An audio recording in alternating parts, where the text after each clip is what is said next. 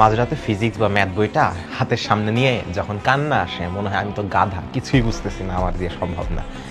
ওই সময় মনে হয় না যে ক্লাসে সবাই পারে, আমিই মনে হয় কালপ্রিটটা?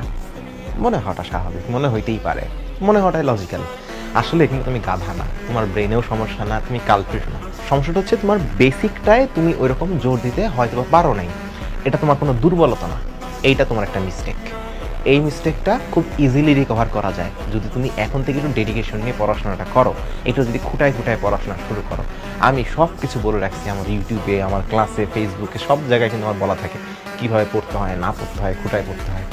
তোমার শুধু নিজের জেদটা দিয়ে, নিজের ইচ্ছাটা দিয়ে পড়তে বসতে হবে।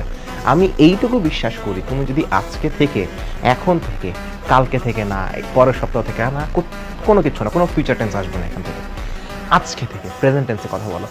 আজকে থেকে তুমি যদি এফোর্টটা দেওয়া শুরু করো, যতটুকু সময় বের করা যায়, যতটুকু সময় বের করা যায়, যদি একটু নিজের দায়িত্বশীলতা থেকে এফোর্ট দাও, আমি বিশ্বাস করি তুমি অনেক ভালো কিছু করতে পারবা। জিরো থেকে হিরো না, সুপার হিরো হয়ে যেতে পারবা। কয়েকদিন পরে যে হলিউড থেকে আসবে তোমার উপর সিনেমা বানানোর জন্য, এত বড় হিরো হয়ে যাওয়া, সত্যি কথা বলতেছি। তো একটু চেষ্টা করো, আমার তো বিশ্বাস আছে। এই ক্যামেরার এই পাশে তুমি আমার কখনো দেখো না এই রিয়েল লাইফে, আমি তোমার উপর বিশ্বাস করতে পারি। তুমি জন্ম থেকে, ছোটবেলা থেকে নিজের সাথে বড় হচ্ছ, তুমি নিজের উপর বিশ্বাস করতে পারবা না? মস্করা করো, বিশ্বাস রাখো, ভালো কিছুই করবা, এটা তো আমি চোখের সামনে দেখতে পাচ্ছি। আচ্ছা,